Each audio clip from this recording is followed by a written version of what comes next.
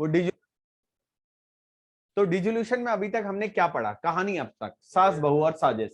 तो हमने बोला sir dissolution of partnership form का मतलब होता है पार्टनरशिप फॉर्म का बंद होना, बिजनेस का बंद होना। तो जब बिजनेस बंद होता है तो बेटा आपको असेट्स बेचनी होती है, लायबिलिटी पे करनी होती है, प्रॉफिट्स को पार्टनर में बांटना होता है, लॉसेस को पार्टनर बांटना होता है, अगर कुछ बचता है तो पार्टनर्स को दे देना होता है, नहीं बचता है तो पार्टनर से ले लेना होता है। पर मैंने बोला रिश्ता वही, सोच नहीं, करना तो वही, एसेट्स को बेचना है, पर एसेट्स और लायबिलिटीज को डायरेक्ट नहीं, एसेट्स को डायरेक्ट नहीं बेचना, लायबिलिटीज को डायरेक्ट नहीं पे करना, उनको किसके थ्रू करना है सर, रियलाइजेशन। तो स्टेप नंबर 1 में मैंने बोला क्योंकि बिजनेस बंद हो रहा है तो बुक्स ऑफ अकाउंट भी क्लोज हो रही है, तो आप सारी की सारी एसेट्स को कहां ट्रांसफर करोगे, रियलाइजेशन अकाउंट में। तो transfer all assets to realisation account, सारी की सारी एसेट्स को रियलाइजेशन अकाउंट में ट्रांसफर करोगे, किसको किसको छोड़ के, कैश, बैंक और लॉसेस को छोड़ के। कैश, बैंक और लॉसेस को छोड़ के आपकी जितनी भी एसेट्स हैं उनको आपने रियलाइजेशन अकाउंट में ट्रांसफर करना है। तो सर एसेट्स का कौन सा बैलेंस होता है, डेबिट, उनको खत्म करने के लिए क्या करना पड़ेगा, क्रेडिट। तो एंट्री हो जाएगी realisation account debit to assets. Cash और बैंक को टू बैलेंस बीडी करके कैश और बैंक अकाउंट में लिख देना। और बचपन से आप सीखते आ रहे हो जितने भी लॉसेस होते हैं वो पार्टनर्स में डिस्ट्रीब्यूट हो जाते हैं, partners capital account debit to losses. तो step number 1 complete. Step number 2 में हम क्या बात करते हैं बेटा, स्टेप नंबर 2 में जितनी भी लायबिलिटीज हैं उनको हम रियलाइजेशन अकाउंट में ट्रांसफर करते हैं, बट कौन सी लायबिलिटीज को छोड़ देते हैं बेटा, इंटरनल लायबिलिटीज। तो इंटरनल लायबिलिटीज में क्या आता है, कैपिटल आता है, पार्टनर लोन आता है, प्रॉफिट्स आते हैं। तो बेटा आप बच्चे को मालूम है लायबिलिटीज का कौन सा बैलेंस होता है, क्रेडिट, उनको खत्म करने के लिए क्या करना पड़ेगा, डेबिट। तो एंट्री हो जाएगी liabilities account debit to realisation account. तो किसको किसको छोड़ना है सर, कैपिटल, रिजर्व, प्रॉफिट, तो इनको हम बांट देते हैं। मैंने बोला था पार्टनर लोन एक सिंगल ऐसी लायबिलिटी होती है जिसकी डायरेक्ट पेमेंट होती है, बाकी सारी लायबिलिटीज की इनडायरेक्ट पेमेंट होती है। फिर थर्ड पे आया, क्या मेरे पास असेट्स और लायबिलिटी नाम की कोई चीज है, नहीं सर, क्योंकि असेट नाम की चीज को भी आप कहां ट्रांसफर कर चुके हैं, रियलाइजेशन में, और लायबिलिटी नाम की चीज को भी कहां ट्रांसफर कर चुके हो। स्टेप 3 क्या है सर, सर स्टेप 3 है असेट्स को बेचने की बात।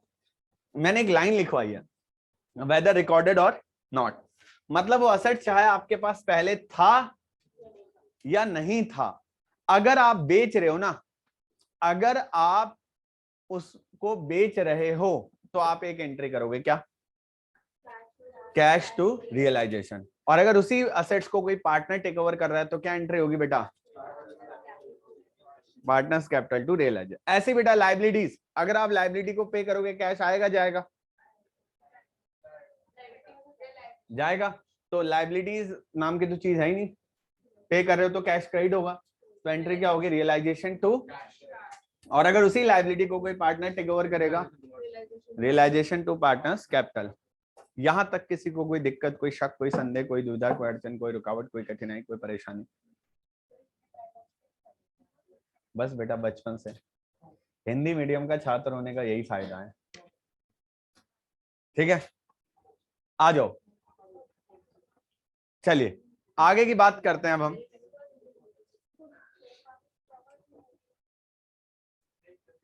अब जरा ध्यान देना बेटा, बहुत हरकतें कर रहे हो भाई तुम लोग। करते हैं अब हम आज का स्टेप नंबर 5 लिखिए, रियलाइजेशन एक्सपेंस। बट इससे पहले आप समझ लीजिए रियलाइजेशन एक्सपेंस क्या होता है। बेटा ध्यान देना, सीधी सीधी बात है, वैसे तुम्हें तो बतानी नहीं चाहिए पर फिर भी मैं बताऊंगा। मुझे ना अपने ऑफिस के लिए 2 एसी की जरूरत थी, है ना। तो मेरे एक जानकार हैं, तो दिल्ली में ना अभी बहुत सारे वाइन शॉप खुली थी, अगर हिंदी में बोलूं तो ठेके है ना। तो तो वो वाइन शॉप ना एकदम ऑल ऑफ सडन जो दिल्ली गवर्नमेंट की एक्साइज पॉलिसी थी वो गवर्नमेंट को वापस लेनी पड़ी। तो 4 महीने पहले शॉप्स खुली थी सारी, वो सारी की सारी शॉप बंद होगी। हाँ, एकदम सारी की सारी शॉप इकट्ठे बंद होगी। ये बात मुझे 10 दिन पहले पता चल गई थी। मुझे क्या, ऑलमोस्ट जो लोग थोड़ा सा इंटरेस्ट रखते हैं न्यूज वगैरह में, उन सबको पता चल गई थी कि भाई ये जो ठेके है ना, ये से जो वाइन शॉप है, सॉरी ठेका ना बोलना गलत हो जाएगा, है ना। तो जितनी भी वाइन शॉप है ये सारी के सारी क्या होने वाली है, क्लोज होने वाली। और ना नए नए एसी लगे थे इनके पास। तो भाई जाहिर सी बात अब क्या करेंगे, एक्साइज पॉलिसी वापस ले ली गवर्नमेंट ने। अब दोबारा सारी सरकार की दुकानें खुलेंगी, तो ये प्राइवेट दुकानें सारी क्या होनी थी? तो मैं भी चला गया एक जगह, मतलब भाई तुम्हारा तो बंद हो रहा है ना। अब देख तुम्हें तो निकालने के भी पैसे देने पड़ेंगे भाई, जाहिर सी बात है, उन्होंने पूरा सेटअप बना रखा है, तो सेटअप की भी भाई डिसमेंटलिंग कॉस्ट भी तो होती है ना। एसी निकालने वाला भी 1500 रुपए ले लेगा तुम्हारे, तीन एसी लगे हुए, और वो बोला मैंने 50-50 में खरीदे हैं। मुझे पता है उसके किसी काम के नहीं है, क्योंकि अगर जो रेंट की शॉप है वहां रखेगा तो मकान वाली कब्जा कर, उसे तो निकालने ही निकालने, उसकी मजबूरी है। और ऐसी मजबूरी का फायदा उठाया विपिन ने। भाई साहब 50,000 की चीज 50,000 की चीज में 30,000 में खरीद के ले आया है क्या? तो मैंने कितने रुपए बचाए सर? मुझे 50 की चीज कितने मिल गई? 30, समझो ना। तो 2-3 एसी मैंने खरीद लिए, और उसके बाद 2 एसी की मुझे जरूरत थी, वही एसी मैंने आराम से 45-50 में दोबारा बेचूंगा मैंने तो अपने घर में रखा है, मेरी थोड़ा ना कोई कॉस्ट लग रही है, पर उसी एसी को मैं 45 से नीचे नहीं बेचूंगा। बोलूंगा भाई 3 महीने पुराने, वारंटी है 9 महीने की। तो सर उसकी मजबूरी थी, मेरी मजबूरी। तो सेम यही चीज होता है बेटा, जब बिजनेस बंद हो रहा होता है ना। नहीं ना पैसे भी तो लेने हैं। नहीं, अच्छा एसी है ये, बहुत अच्छा, ये बढ़िया एसी है। बुढ़ा हो गया बेटा अभी, ऐसा नहीं। तो देखो, तो ध्यान से समझना बेटा, अगर किसी की दुकान बंद हो रही होती है ना, और सामने वाले को पता होता है इसकी तो मजबूरी है बेचना, तो हर चीज का कम रेट लगाता है। कई बार ऐसा भी होता है, जैसे अभी आज से 2 साल पहले एक मेरा दोस्त था, वो पूरा इंडिया से फाइनली हमेशा के लिए यूएस जा रहा था। तो यही सेक्टर 19 में उसका फ्लैट था, उसके पास बेड भी था, फ्रिज भी था, सोफा भी था, सब कुछ था, वॉशिंग मशीन थी। अब सोचो, उसकी मजबूरी नहीं है, उसके 4 दिन बाद फ्लाइट है। अब वो यार यहाँ नेगोशिएशन करेगा क्या यार, बेड के 2,000 नहीं 4,000 लगाने हैं, 5,000 लगाने। तो ऐसे लोगों का सामान है ना बहुत सस्ते में बिकता है। क्यों? क्योंकि खरीदने वाले को पता है मजबूरी है इसकी, मेरे से लेके दिखा दे कोई एसी 45-50 हजार से कम में, नहीं बेचूंगा, क्या है घर में पड़ा है जा, है ना। तो वही चीज आ जाती है भाई। तो यही चीज हमारे डिसोल्यूशन में भी होता है भाई। एक फर्म बंद हो रही है, फर्म के पास बिल्डिंग है, मशीन है, सारी चीजें हैं, तो जो खरीदार होता है ना, उनको पता होता है इनका तो धंधा बंद हो रहा है, इनकी तो मजबूरी है बेचना। तो ऐसे में फर्म क्या करती है, कुछ एक्सपर्ट्स को अपॉइंट कर लेती है, कोई प्रॉपर्टी डीलर को पकड़ लिया, भाई राम अवतार इधर आ, ये बिल्डिंग है राम अवतार भाई है ना। हाँ, तो राम अवतार भाई साहब को बुलाया हमने हमने बोला राम अवतार जी हमें 2 करोड़ रुपए चाहिए, उससे ऊपर आप जितने बेचो आपका। अब इससे क्या होगा, आपको आपके एसेट्स के जेन्युइन रेट्स मिल जाएंगे, और आप अपनी तरफ से कुछ और लोगों को अपॉइंट करते हो, जैसे क्रेडिटर को देना है ना, आप अपनी तरफ से कुछ वकील्स को, लॉयर्स, है ना, वकील वकील लॉयर्स को हायर करते हो। आप लॉयर्स से बोलते हो भाई देख ऐसा है यार, मैंने इस अस्मित के ना 1 करोड़ रुपए देने हैं, तुझे इसको सेट करके 80 लाख में डील करवानी है। उसको ऐसे ऐसे सपने दिखा दियो कि भाई बर्बाद हो जाएगा तू, अभी तो तेरे 80 लाख तो मिल रहा है, बाद में ये भी नहीं मिलेंगे, ऐसी डील करवा के देखो। तो ये जो इस सब में ना कुछ खर्चे होता है, जो एक्सपर्ट टीम होती है ना, जो आपके एसेट्स को ज्यादा से ज्यादा में बेचती है और लाइबिलिटीज को कम से कम में सेटल करती है, तो सर इसमें कुछ खर्चे लगते हैं।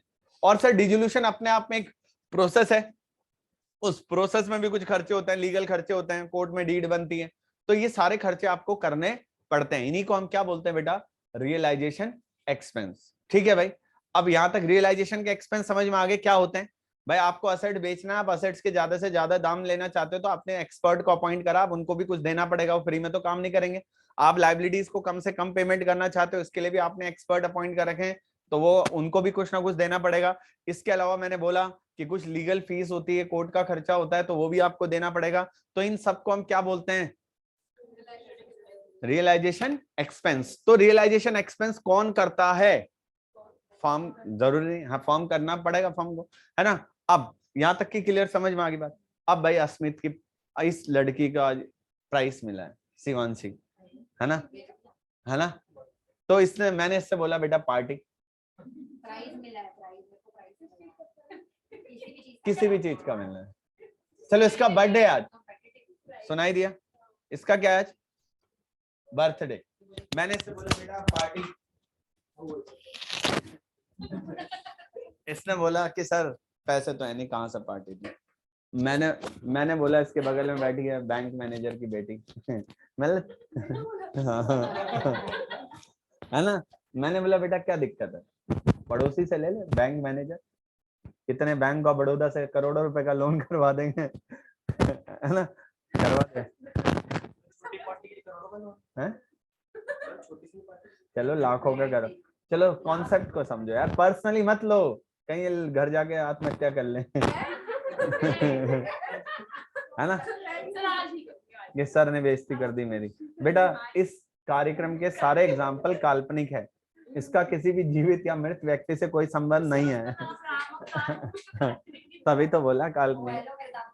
चलो छोड़ो अब इधर ध्यान दो, चलो छोड़ो यार, हम मैं और अस्मित पे आते हैं, छोड़ो हाँ। इसको हैंड देखो भाई, मैंने अश्मित से बोला बेटा पार्टी, बेटा आवाज नहीं, अश्मित से बोला बेटा पार्टी दे दे, इसने बोला सर पैसे नहीं है, कोई दिक्कत नहीं। मैंने बोला कोई दिक्कत नहीं बेटा, ये पकड़ 500। अब जरा ध्यान देना, हाँ तो कल दे देगा ना मुझे, अब यही ध्यान रखना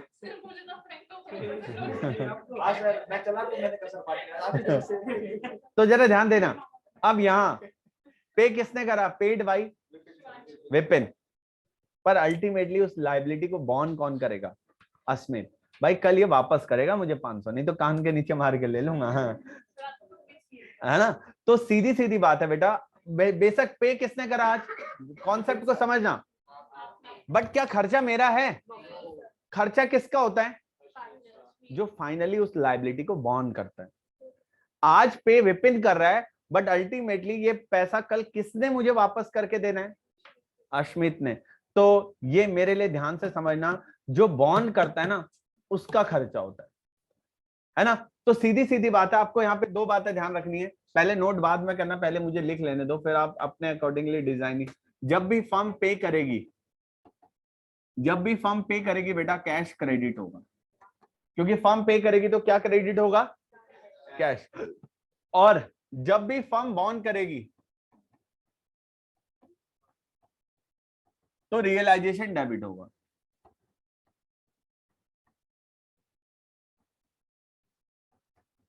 तो दो बातें ध्यान रखनी है आपने, जब भी फर्म पे करेगी तो आपकी पॉकेट से कैश जाएगा और कैश क्रेडिट होगा। जब भी फर्म बॉन्ड करेगी तो रियलाइजेशन क्या होगा, डेबिट। आपको पता है ना बेटा, जब भी खर्चा होता है तो फर्म का खर्चा होता है तो रियलाइजेशन डेबिट होता है, और जब भी फर्म पे करती है तो कैश क्या होता है। अब इन्हीं बातों को ध्यान में रखते हुए मैं कुछ केसेस आपके सामने बना रहा हूं, देखो ध्यान से समझना। केस केस नहीं है ये, मैं इसीलिए बोल, देखो इधर ध्यान दें, स्टेप 5 तो पूरा ही है ये, पेड बाई बॉन्ड बाई, अभी लिखवाता हूं, और एंट्री। जरा इधर ध्यान देना भाई, पेड बाई, बॉन्ड बाई और एंट्री, जरा इधर ध्यान दो प्लीज। आप बताओगे मुझे, फर्स्ट केस में ले रहा हूं, फर्म पे कर रही है और फर्म का ही खर्चा है, paid by firm, bond by firm. खर्चा कौन कर रहा है, फर्म। फर्म पे ही खुद भी पे करे तो कैश क्रेडिट होगा, और बॉन्ड भी कर रही है तो रियलाइजेशन डेबिट होगा। तो क्या एंट्री होगी, realisation account debit to cash. समझ गए। केस टू, केस टू क्या होगा सर, फर्म पे कर रही है, कौन पे कर रही है, पर बॉन्ड कर रहा है पार्टनर। एक बात बताओ, खर्चा मेरा है या पार्टनर का है, बट पे तो मैं कर रहा हूं ना। अगर फर्म पे कर रही है तो फर्म को अपने बुक्स में तो एंट्री करनी पड़ेगी, तो फर्म को कैश तो क्रेडिट करना पड़ेगा। तो सर डेबिट क्या होगा, सर देखो मैं अश्मित को पार्टी के लिए पैसे दे रहा हूं, मैं ये नहीं मानूंगा मैं कोई खर्चा कर रहा हूं, मैं तो लोन दे रहा हूं ना इसको, मैं तो मानूंगा अश्मित टू कैश। तो ऐसे यहाँ रियलाइजेशन डेबिट नहीं होगा, क्या डेबिट होगा, समझ आ रही बात। थर्ड केस, थर्ड केस है सर, पेड बाय पार्टनर, कौन पे कर रहा है, बट खर्चा है फर्म का। पे कौन कर रहा है सर? खर्चा किसका है? तो एंट्री क्या होगी? Realisation account debit to partners capital account, क्योंकि अब पार्टनर को देना पड़ेगा, है ना। पार्टनर, फर्म का खर्चा कौन पे कर रहा है? पार्टनर। फर्म का खर्चा है ना, तो रियलाइजेशन तो डेबिट होगा ही होगा। अब फर्म ने तो पे नहीं करा, फर्म का खर्चा किसने पे करा है? पार्टनर। तो पार्टनर्स की कैपिटल बढ़ जाएगी, हमें पार्टनर्स को देना पड़ेगा। हाँ बेटा। हाँ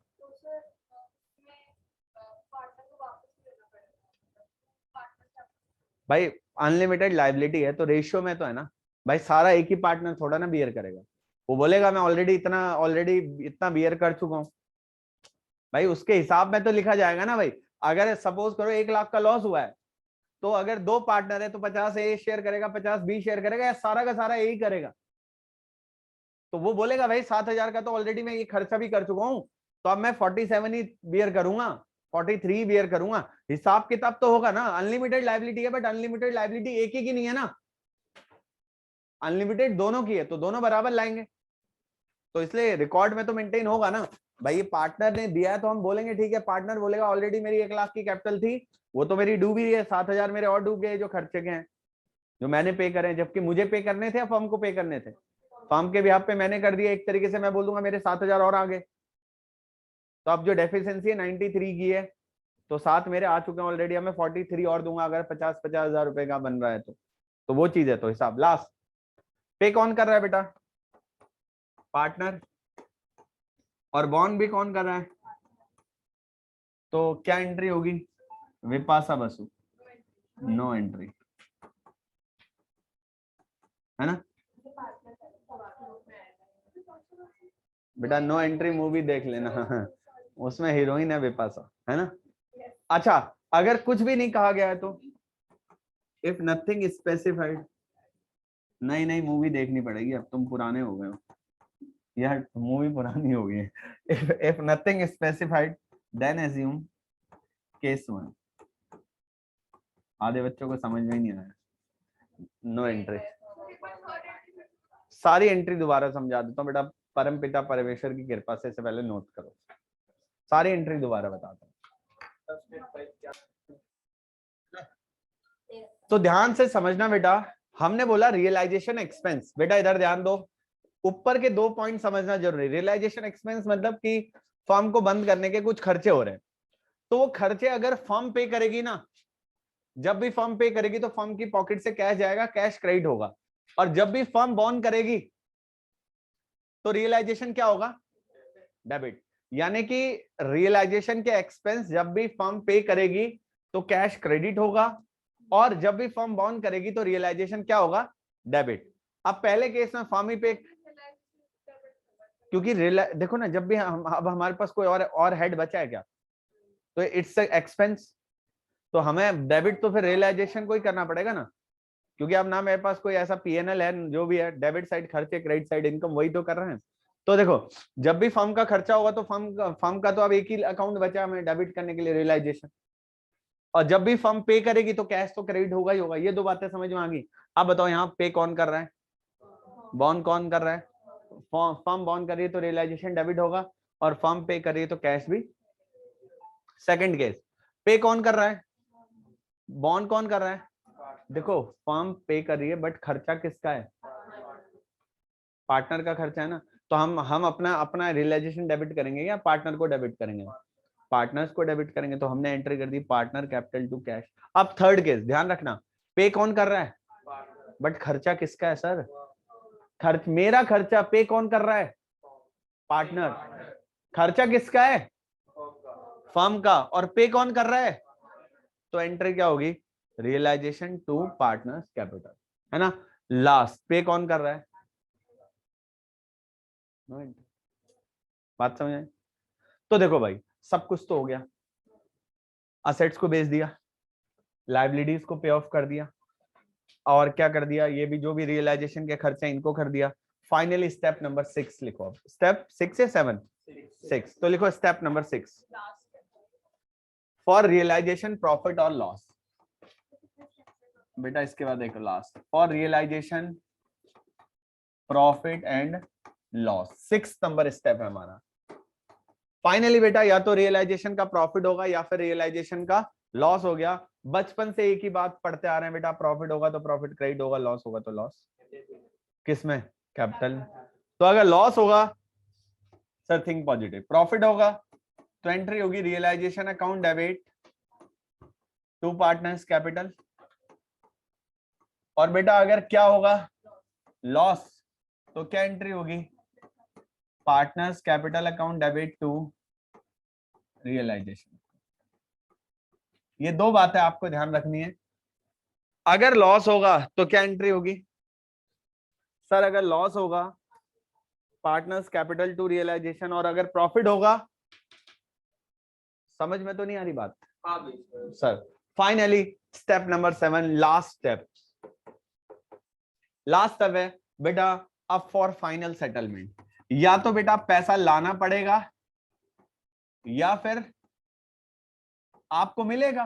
भाई या तो फर्म से आपको पैसा मिलेगा, अगर सरप्लस होगा, एक्स्ट्रा होगा, असेट ठीक ठाक पे रेट पे बिक गई होंगी और लायबिलिटीज के साथ अच्छा खासा नेगोशिएशन हो गया होगा, तो फर्म के पास कैश बचा होगा तो फर्म आपको पे कर देगी। बट अगर कम पड़ेगा तो सर फर्म आपसे क्या कर लेगी? रिकवर कर लेगी। तो अगर कैश आपको लाना पड़ा तो क्या एंट्री होगी? For cash brought in. अगर आपको कैश लाना पड़ा तो एंट्री क्या होगी बेटा? कैश टू, ओ क्या बोल रहा हूँ, रियलाइजेशन तो खत्म हो गया, cash to partner capital account. और बेटा अगर आपको पे करना पड़ेगा तो for cash payment to partner. हम पार्टनर को पेमेंट कर रहे हैं तो क्या एंट्री होगी बेटा?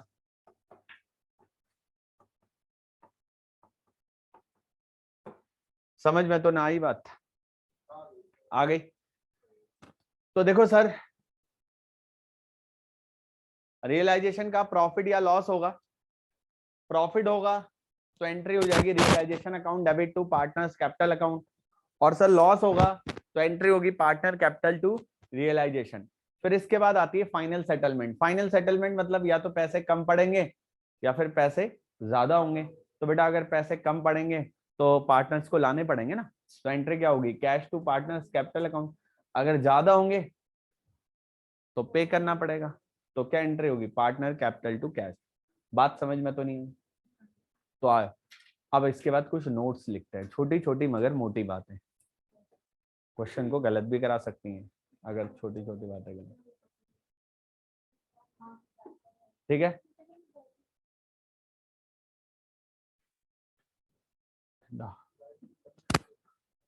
आ जाओ।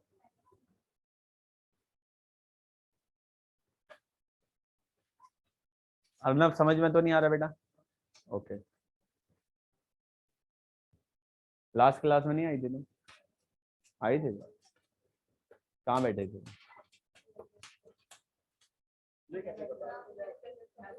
किधर बैठी? नहीं जनरली तुम इसके साथ बैठती हो। तुम लास्ट क्लास में नहीं आई थी।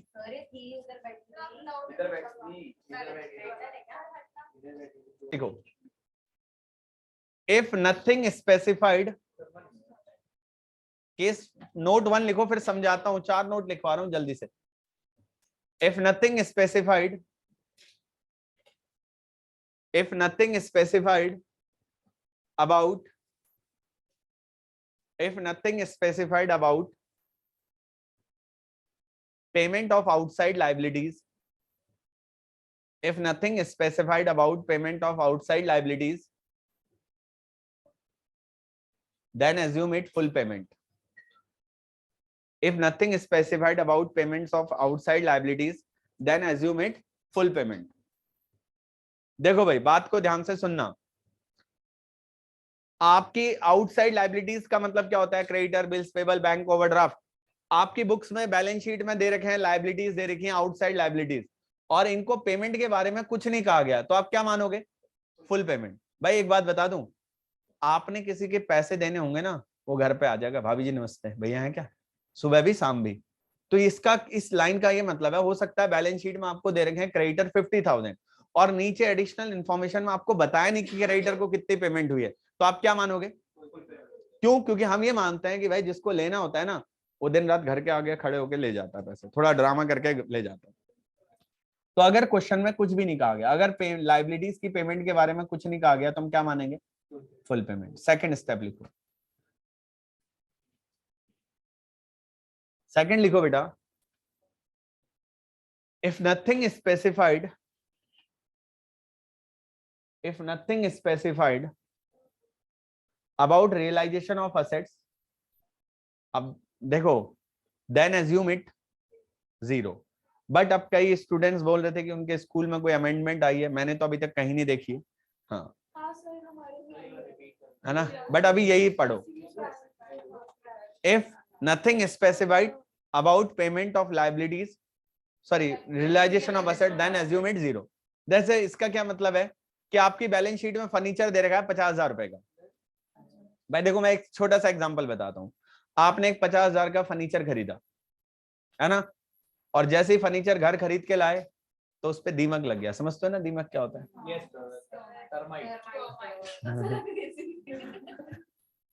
क्या लग गया बेटा?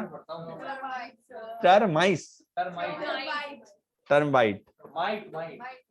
जो होता है दीमक है ना, तो दीमक लग गया, टर्माइट है ना। तो सर वो टर्माइट क्या करेगा? उस फर्नीचर को खत्म कर देगा। अब वो बुक्स में तो 50,000 का आ रहा है, पर क्या रियल में उसको कोई खरीदेगा क्या?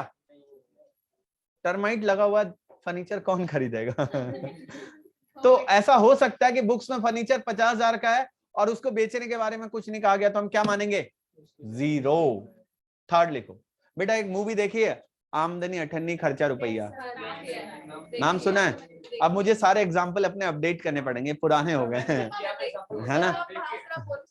तो आमदनी अठन्नी खर्चा रुपया, उसमें तब्बू होती है हीरोइन, गोविंदा होता है ना। वो क्या करता है, अपने पियोन जो होता है ना उनके ऑफिस का, उससे उधार पैसे लेके आ जाते हैं।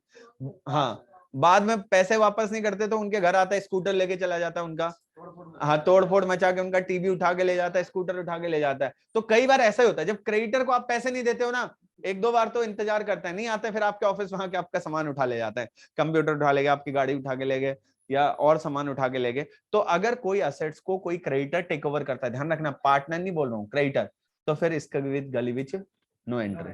तो लिखो if any assets taken over by a partner, sorry creditor, if any assets taken over by a creditor, अगर कोई assets को कौन टेक ओवर करता है बेटा? Creditor, then no entry is pass for this transaction। ठीक है, तो इस ट्रांजेक्शन के लिए हमें कोई एंट्री पास नहीं करनी है। ठीक है, तो कितने हो गए? तीन। तीन तिगाड़ा काम बिगाड़ा। एक छोटा सा लिख लो, समझाऊंगा अगली क्लास में। इस ट्रांजैक्शन के लिए कोई एंट्री पास नहीं होती है। लास्ट लिखो सर। अरे अभी तो बहुत टाइम है। लिखो फोर्थ पॉइंट, लिखो नलिफाई हो जाता है। लिखो प्रोविडेंट फंड, फोर्थ पॉइंट लिखो प्रोविडेंट फंड्स। पता है क्या होता है सर? कई बच्चों को फीलिंग आती है, सर ये तो रिजर्व और प्रॉफिट का पार्ट होता है। नहीं, ये लायबिलिटी होता है। तो इस पे भावुक नहीं होना कि ये तो प्रोविडेंट फंड है तो बढ़ जाएगा, नहीं, it's a pure outside liability. तो आप इसको कहां ट्रांसफर करोगे? रियलाइजेशन में। और चाहे इसकी पेमेंट के बारे में कहा गया हो, नहीं कहा गया हो, इसकी फुल पेमेंट। तो लिख लो provident fund is a pure outside liability. Provident fund is a pure outside liabilities, hence transfer to realization account, है ना। तो प्रोविडेंट फंड क्या होती है सर? एक प्योर आउटसाइड लायबिलिटी होती है, और इसको हम कहां ट्रांसफर करते हैं बेटा? समझ में तो नहीं आ रही बात? तो बेटा आज के लिए इतना बहुत रखते हैं, ठीक है। और भाई तुम अपनी थोड़ा नॉलेज करेक्ट